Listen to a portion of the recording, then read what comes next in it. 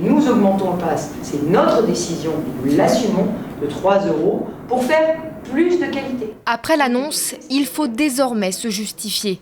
2 jours après avoir officialisé la hausse de 3 € du pass Navigo dès le 1er août, Valérie Pécresse a tenté de désamorcer la polémique. Une tâche pas simple puisqu'elle s'était engagée à ne pas y toucher pendant sa campagne.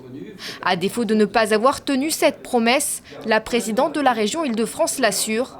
Elle mènera sa révolution des transports en commun comme prévu. Et ces 3 € d'augmentation serviront donc à ça. 708 rames neuves ou rénovées. Toutes les rames de toutes les lignes d'ici 2021 seront neuves ou rénovées. Ensuite, un plan 1000 bus, essentiellement pour la Grande Couronne, qui va démarrer à partir de septembre. Et puis, plus de sécurité. La vidéoprotection sur 100% des bus, 70 gares routières vidéoprotégées, 100% des gares SNCF vidéoprotégées et plus d'agents sur les lignes. Dans le Val d'Oise, ce plan bus va se traduire par le renforcement à Cergy-Pontoise des lignes 34 Sud, 49 et celle qui dessert Conflans et Liesse.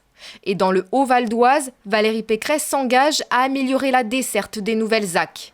Côté RER, d'abord rénovées dans un premier temps, les lignes B et D devront attendre après 2021 pour se voir équipées en rames neuves, la contrainte technique étant importante. Montant de ce vaste plan, 14,5 milliards d'euros. L'augmentation du pass Navigo doit rapporter près de 600 millions d'euros sur 6 ans.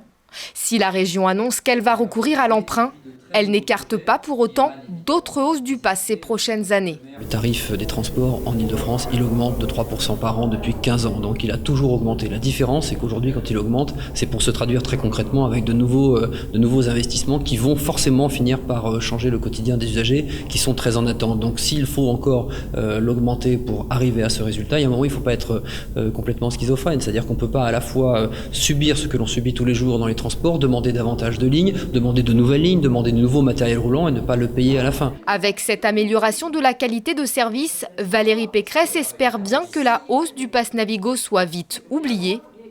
Ces 3 € supplémentaires payés par les usagers franciliens ne serviront donc pas à combler les 300 millions d'euros de trous par an de ce pass à tarif unique laissé par l'ancienne majorité socialiste. La région compte désormais sur l'augmentation des 2 taxes négociées avec le gouvernement il y a quelques jours à compter de 2017.